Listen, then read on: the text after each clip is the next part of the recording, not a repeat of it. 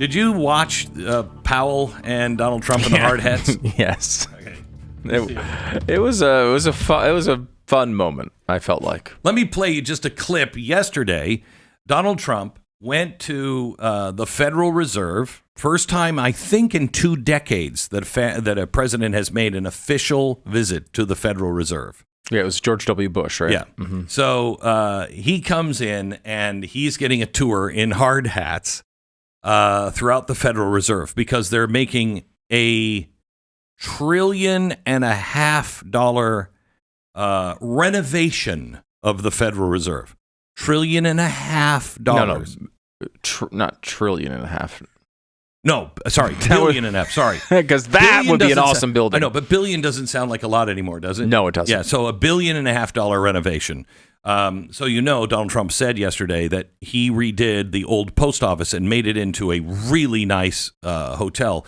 And remember, bathrooms and kitchens are the most expensive. It had like 200 marble slabbed bathrooms in it for $200 million. So this is quite the renovation that the Federal Reserve is doing on your tax dollar. And you can complain. You might say, "Oh, Donald Trump." All the people on the media like, he doesn't know enough about this and he doesn't know enough about that. He knows enough about this. Yeah, he does. If there's anyone who knows how to renovate a building, it's probably him. Okay, so listen. Here is the back and forth between Trump and Powell. It looks like it's about 3.1 billion. It went up a little bit, or a lot. So the 2.7 is now 3.1. I'm not aware of that. Yeah, it just came out. Yeah, I haven't heard that So from he anybody. takes out.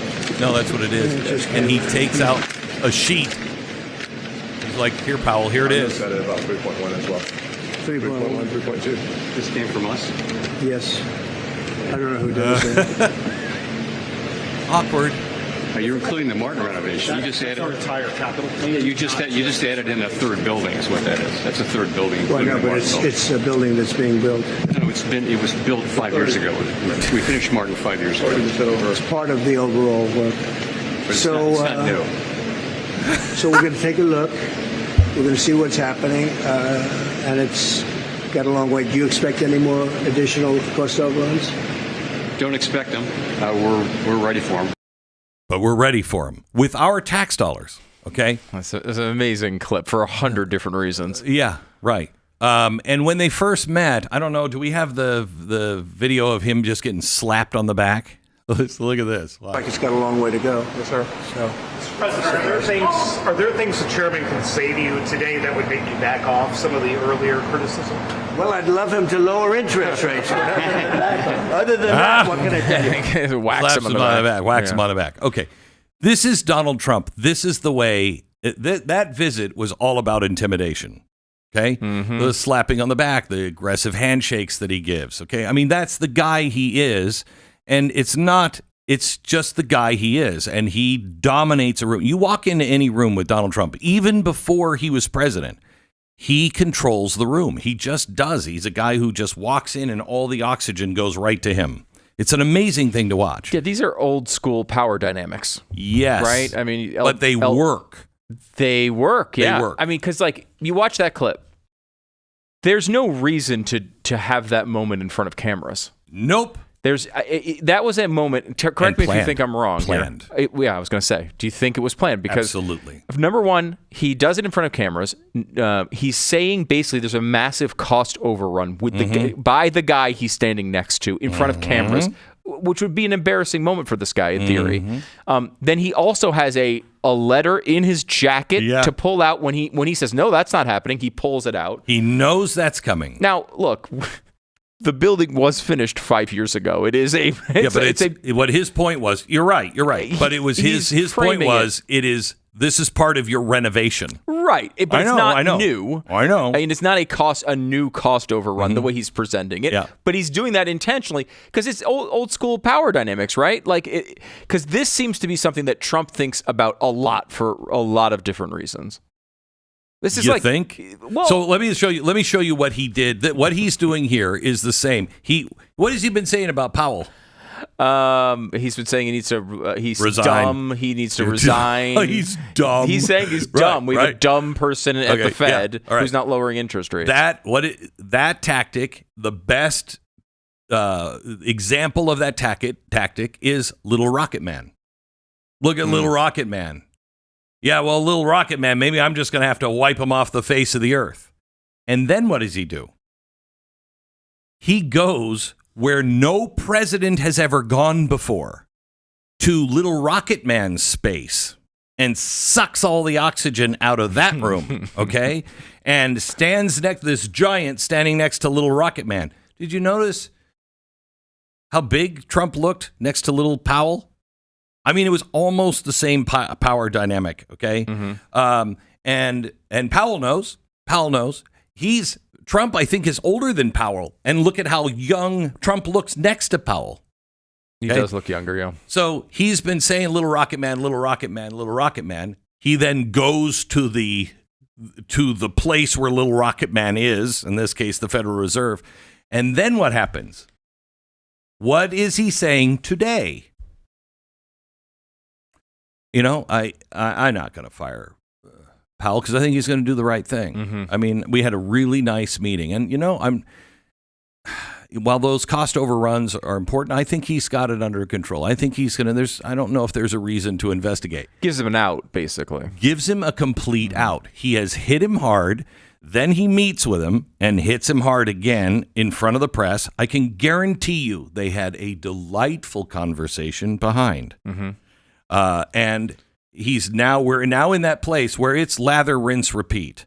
You don't repeat if everything is, your hair is clean, right? You don't have to do it a second time if everything is fine. So he'll do that. Lather, rinse.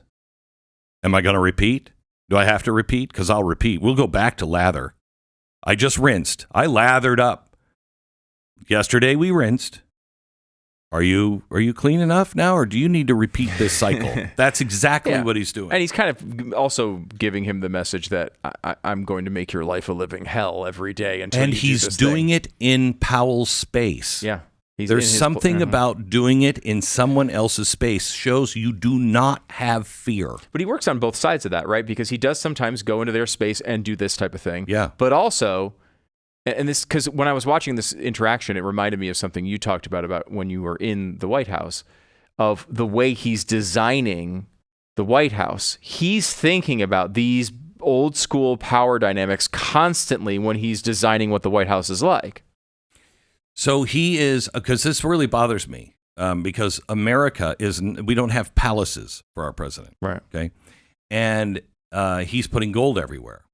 And I didn't say to him that, hey, the gold thing, maybe you should cool your jets on that. He brought it up to me. And he said, look at the gold. I mean, this is beautiful. And this is it's 24 karat gold. Is that the best 24 karat? 12 karat? I can't remember. But it's the most expensive kind of gold. Okay. It's not like spray paint gold. It's not Dabalon. It's actual gold leaf, really, really expensive. And he's paying for all of it.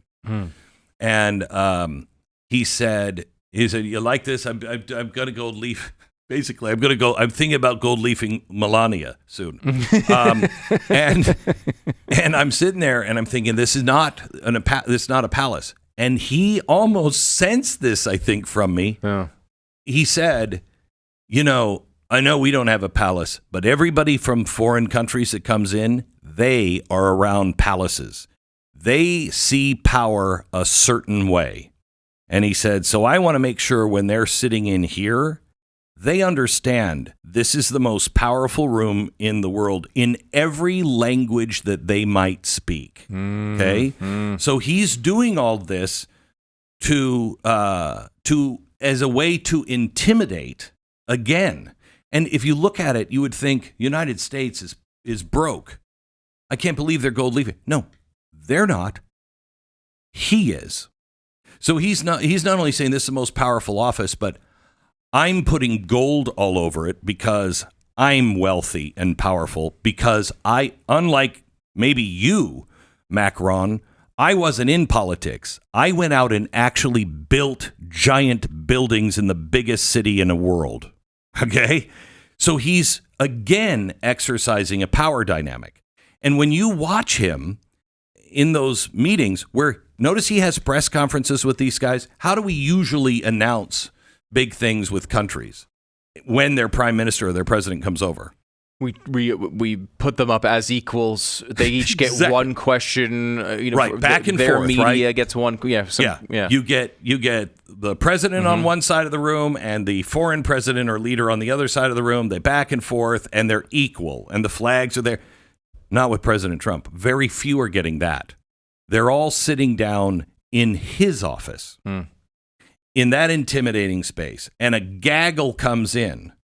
And he's like, hey, I want to introduce you. Here's the president of the Philippines. He's a great guy. We're doing some great stuff. We got this new deal, blah, blah, blah.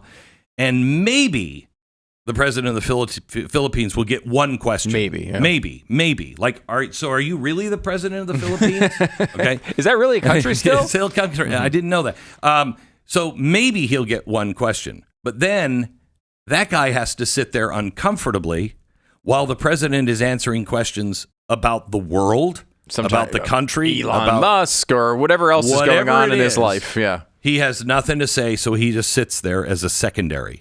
That, again, is a negotiation tactic. Donald Trump, people don't think he thinks about this stuff. They don't think he's a deep thinker, because of his language. But I think his language is also a choice. His language is a choice. One, I know he can, he understands big words. But he speaks the language of the common man for a couple of reasons. One, I believe that was the language he learned in construction with his father, because he had to start working at the bottom. You want to build a hotel, son? Great. Then you need to know how the air conditioning handlers work. In fact, you're going to go down and work side by side, and you're going to help build them. So he grew up in the business world talking to those guys. That's why those guys love him, because he speaks their language. Also, have you noticed Donald Trump has started to let the F-bombs fly? Now, why would he do that? Why would he do that? Did you see what Joe Rogan was just saying about Hunter Biden? He was just saying, the guy, he doesn't care. He just uses the F-bombs like everybody else does. And that was endearing to Rogan and also The Atlantic. That he doesn't care. He just is who he is. Well, Donald Trump is showing you a little bit more who he is, where he wasn't in 2016, 2017, 2018, 2019. Now he's speaking the language because I believe our culture is, not in a way I like, but our culture is changing, and he is adapting to it as well. The guy is brilliant. I wish I could spend a month with him, because I think I could write a book about Donald Trump and how he thinks. Just spending a day with him a few weeks ago and hearing how he spoke about every piece of art in the White House. He selected every piece of art and where it should go. And it was to clarify who he is and what he wants to accomplish, remind him what his job is. So all the way from his bedroom, all the way down to the Oval, the art on the wall is to remind him of who he is and what he's doing. If you're on a tour, you come in and you see Donald Trump on one wall, and he selected Barack Obama for the other wall. George Bush doesn't even have a painting in a bathroom. He put Barack Obama there as a symbol of, we're a country that is split, but this house brings us all together. Would anyone ever give him credit for thinking that way? He's thinking about what the message is on the tour. He's really brilliant. And I think that's why things are changing so rapidly, is because he knows how it works now. He knows the game he's playing. He's learned it. He's mastered it. And now he's just executing one after another. Check, check, check, check. And look at the results in 6 months. This weekend is officially 6 months in. He's accomplished more than I think any other president has accomplished in maybe their full term in 6 months. Now, I'd like to see it codified, but if he had a Senate and a House that were actually, doing the business of the people, it would be codified.